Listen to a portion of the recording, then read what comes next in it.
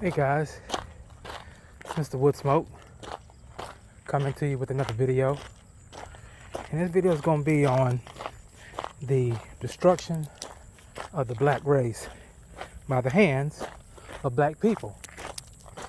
And what I want to talk about is the mass amount of murders that we're doing every single day to destroy our numbers as being an already minority. There are a lot of people, a lot of black people that you see now are talking about, everyone else is trying to kill us and people are trying to kill us and wipe us off the earth, whatever like that. And I'm thinking to myself, okay, I want to be fair and give a fair, well thought out answer and not just be biased. But when you look at the numbers clearly tell you the truth. And the truth of the matter is that just with abortions alone, we are killing each other at absolutely astronomical rates. Thousands upon thousands. How can you... I'm not even talking about black on black, because that's what now you guys were like, oh, he's going to talk about black on black again, black on black crime. Well, that's one of them too. And inner city homicides, that number is still record breaking.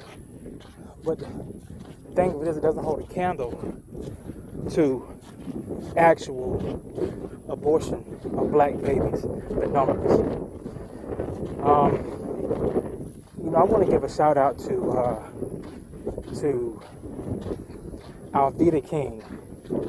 Again, her name is Alveda King. I know you probably don't know who's Alveda King.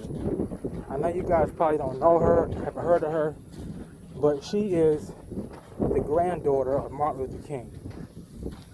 And you're like, wow, why are you bringing her name up? Well, the thing of it is that majority of the people have never heard of her because she fights for pro-life. Her whole mission is to fight for the unborn. The unborn for black, for white. She fights for the unborn for all. But of course, she's still a civil rights leader. So of course, she has more of a heavy hand when it comes to when it comes to black babies being aborted. And the thing of it is that no one talks about her. No one cares about her movement, because her movement doesn't fit the mold of what society wants for a black man. And the thing of it is that you have to realize that there are people that want us basically eviscerated off the face of the earth. I'm going to repeat that. There are people that want us eviscerated off the face of the earth. And I believe that, 110%. Hey, how you doing? And, that's just the way it is. That's just some people they're just hell-bent on the destruction of black people, And the thing of it is that if you put yourself into a mind of a white supremacist, you have to see the overall picture of how they think, of how you can get a group of people to take themselves out without even firing one shot. Of course, you got some lone wolves out there, got some racist people out there that do it, and one here, one there, you know what I'm saying? But that's not trying to really wipe a race off the face of the earth. That's just pretty much in a micro sense. You're looking at macro. And what I'm saying is that the best way to wipe an entire race off the face of the earth is have them do it. It's almost like the philosophy of self-deportation. It's like basically like you pretty much lock down everything, any type of job they can get, and you lock it down to the point where if they try to apply for a job, there's so much red tape and they can't get the job. It's like, what's the point? So they just self-deport. And that way you fix the immigration problem without even deporting anyone. because there are no opportunities, so they can't get a job, so they just leave. And there you go, you wipe them out that way. Well, it's no different than when you promote abortion in the black community. Guess what? You promote it well. You have Hollywood behind it. You have any people of importance behind it. You have Barack Obama behind it. You even put black people to do the dirty work. Barack Obama. You have all the liberal senators and congressmen behind it. So that's a perfect way to do it. You're like, wow, well, if they're behind it, then I guess it's the right thing to do. But the thing of it is that the devil's in the details. They did a study in 2012, and I'm just basing it off this model because I don't want to give you an inaccurate model. And this is a model that you can actually go back and look at. But they said in New York alone, and I think in just New York alone, in 1 year, in 2012, there were 30,000 black babies that were aborted. 30,000 black babies that were aborted in New York alone. So you do the math on that. 30,000 just in one state. So how in the world can we even consider ourselves being the majority? We will always be the minority. But you got these knuckle brains out here protesting for we want our rights. We want our rights. We want our civil rights. We want our pro-choice rights. Okay, so you're fighting for Black Lives Matter, but then at the same time you're fighting for pro-choice. Okay, let me get this right. I'm gonna repeat that. You're fighting for Black Lives Matter, but then you're fighting for pro-choice. So you're saying that Black Lives Matter. Why are you going to the abortion clinic to kill a black life? And not only are you killing a black life, but you're killing generations. When you kill a baby, that baby can produce generations upon generations. So you're killing generations of black people. All because of what? Oh, well, what if a woman was raped? And the 1%, and that's the thing. You always hear about the 1%. Oh, but what about a woman was raped? Nobody talks about the 99%. Well, what's 99%? Well, smoke. 99% is I see this big booty chick and I want to pipe her down. The 99% is I see this big booty chick and I want to pipe her down. That's the 99%. You know what I'm saying? That's the 99%. But I ain't trying to pay for it after I pipe her down. I'm not trying to pay for it after I pipe her down. You see what I'm saying? So it's kind of like, what are we doing to ourselves? And the thing of it is that you got all of these white people stepping up. Oh, we gotta, Black Lives Matter. We gotta help our black people. At the same time, they promoting pro-choice. They promoting you to go down there and kill your seed, kill your offspring, kill your generations. They promoting that. So you can't even really blame white people like that, because we marching right along with them. So you can't even blame them. And the thing of it is, you really can't blame them, because guess what? They're not holding a gun to our head. They're not there. The white man ain't there when Big Mike see Yolanda and he want to pipe her down, and she wants to get piped down. You know, they're not there. So what's going on with that? So how can you get mad at them for that? You know? So I don't get it. I don't get it. I don't get it how we can sit here and say that, you know, we care about our race and we care about, you know, trying to trying to grow black businesses and trying to grow black America, black America. We're trying to be segregated and all this kind of stuff like that. And we want ours. How in the world are we going to want ours when we killing our own selves by the boatloads? Oh, we want to have our own. Our own what? Our own abortion clinics? Our own abortion clinics? What are we fighting for? Oh, we're fighting for our rights. Our rights to do what? Barely survive? Oh, we want our own echo chamber. How? You have to have a population, a thriving population, to have your own like that. We're not a thriving population. This could go down so many rabbit holes. This could go down so many rabbit holes. I could talk about the food that we eat that's killing us by the thousands. Of course, if you see my videos, I talk about black on black crime. I could talk about that. I could talk about that all day long.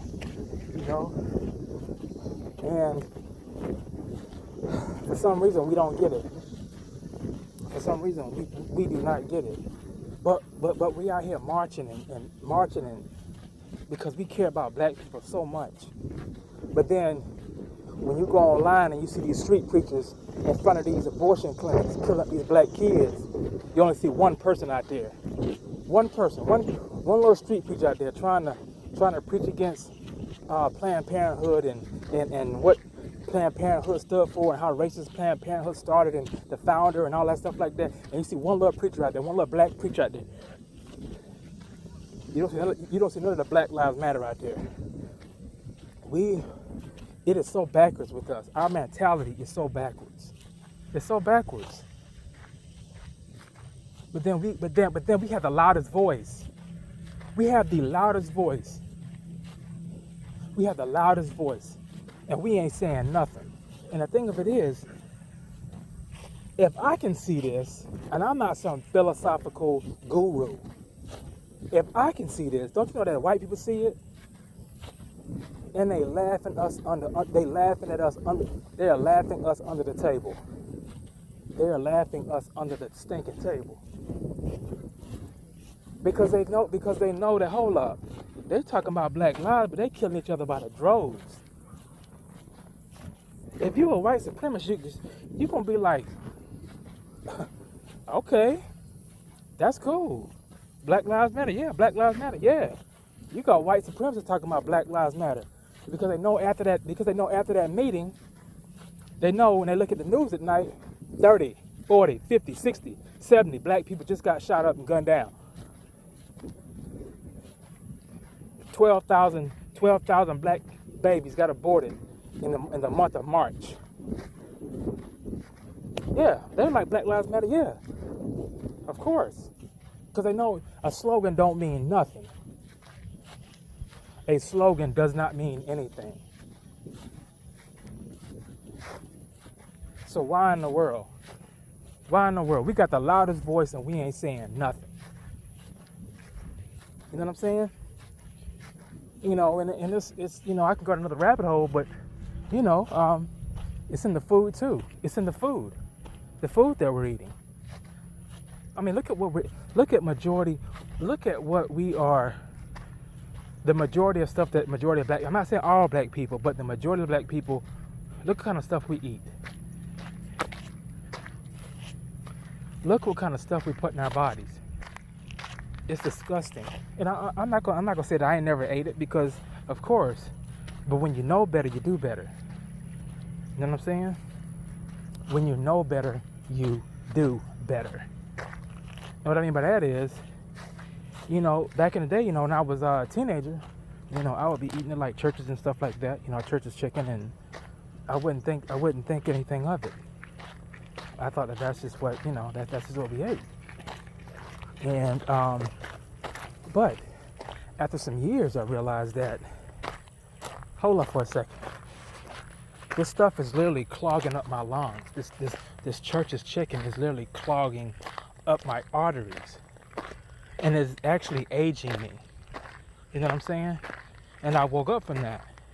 oh well, how you gonna talk about them? They may not know. But the thing of it is that they know everything else. They know everything else.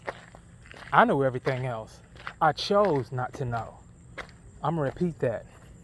I chose not to know. You know what I'm saying? Ignorance is bliss. It is. Because the minute somebody tells you, because the minute somebody would have told me, if you'd have told me that then, the first thing I would have said is, I'm grown. Don't tell me what to do. Who you think you is? I would have said, who do you think you is? Vernacular. You know what I'm saying? And so you have to want to do better. You know what I'm saying? And the thing of it is, a lot of people say, well, some black people just don't know. Some black people just don't know. They no. Somewhere down the line, they've been either heard it on the news or a commercial or something.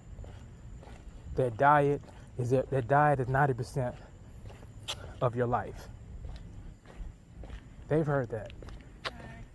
So at the end of the day, you can't just say, well, it ain't on them, because the minute you start taking the blame and putting it on something else, now you're basically exacerbating a problem, and now you're becoming an enabler. You see what I'm saying? You're becoming an enabler. So as far as diet is everything.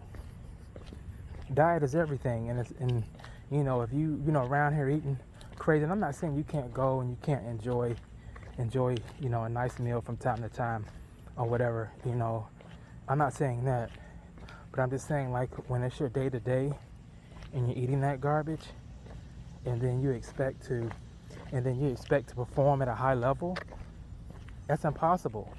And number two is that with black people, and this is something that they teach you when you're a kid, black people are predisposed. We're predisposed to all kind of conditions, health conditions, and how in the world are you going to, act like that? Oh, well, I can eat anything and then I can just, I can recover. No, you can't recover, because there's some things that you're predisposed to that once it goes into effect, it's pretty much irreversible. It's irreversible. So at the end of the day, guys, I don't think nothing is going to change the way black people, the way we move. Because the minute somebody try to tell us something, then they want to tell you who you think you is, who are you? I know you ain't talking. Look at you, trying to be all hot and mighty, trying to act white. So then what do you do? You just sit back and let them fall to their own devices. And that's why we will always be the minority. It's a shame.